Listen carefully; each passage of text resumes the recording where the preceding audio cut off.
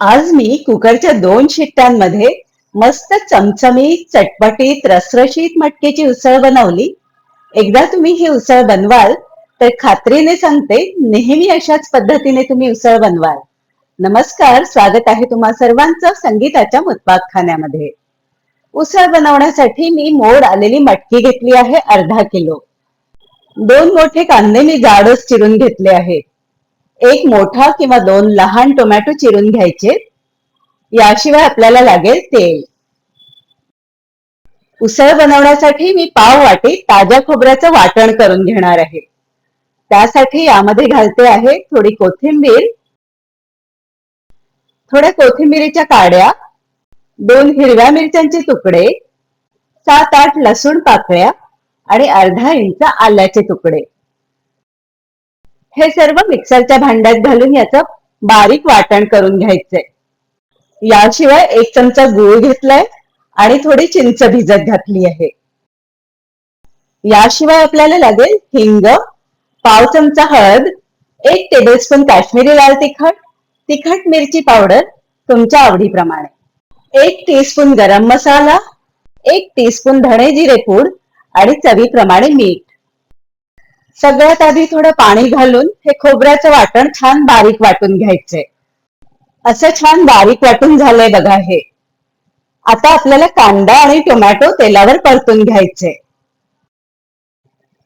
त्याकरता गॅसवर एका कढईमध्ये थोडं तेल घालून घेते. तेल तापलं की यावर आधी कांदा घालून घ्यायचा. कांदा चांगला परतून मऊ करून घ्यायचा. कांदा चांगला मऊ झाला की त्यामध्ये टोमॅटो घालून टोमॅटोही परतून घ्यायचं. थोड्या वेळासाठी यावरती एक झाकण ठेवून देऊ, म्हणजे कांदा आणि टोमॅटो वाफेवर छान मऊ होऊन जातील.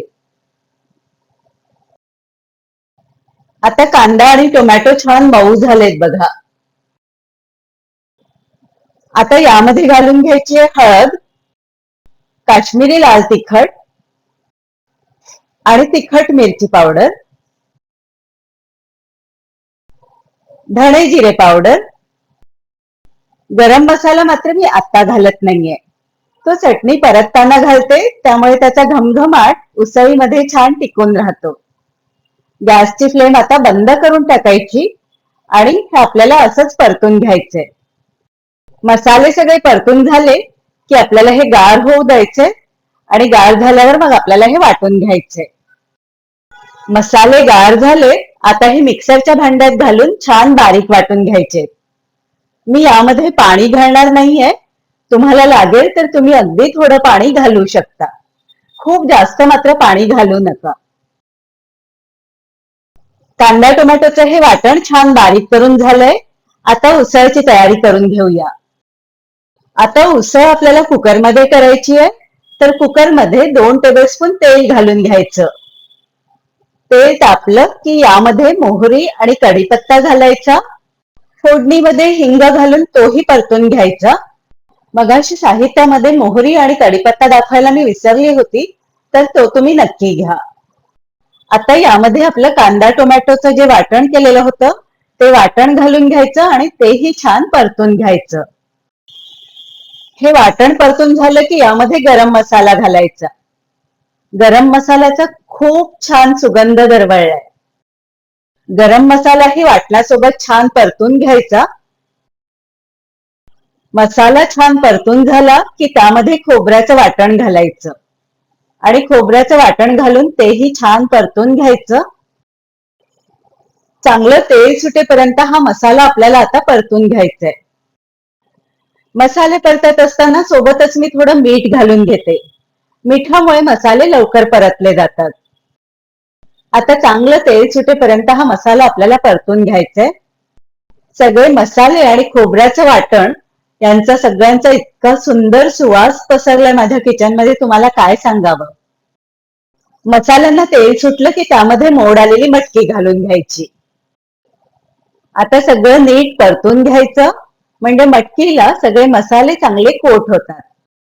सगळे मसाले असे मटकीला कोट करून झाले की त्यामध्ये चमचाभर गूळ घालायचा. सोबतच थोडं मीठही घालून घ्यायचं. आता हे सगळं नीट परतून घ्यायचं. भिजवून घेतलेला चिंचेचा कोळ घालून घ्यायचा. सगळं छान परतून यामध्ये आता 1 ग्लास भर गरम पाणी घालून घ्यायचं. तुम्ही हवं असल्यास अजून थोडं पाणी घालू शकता. पाणी घालून हे नीट हलवून घ्यायचं. आता कुकरचं झाकण बंद करून 2 किंवा 3 शिट्ट्या काढून घ्यायच्या. मी कुकरच्या 2 शिट्ट्या करून घेतल्यात. तुम्ही तुमच्या अंदाजाने 3 शिट्ट्याही करून घेऊ शकता. कुकरच्या शिट्ट्या झाल्यात. आता कुकर गार होऊ देत. कुकर गार झाला की मग उघडून घेऊ. कुकर गार झालाय. झाकण उघडून दाखवते तुम्हाला. काय सुरेख झालीये बघा ही उसळ. आणि चव तर या उसळीची अतिशय उत्कृष्ट असते.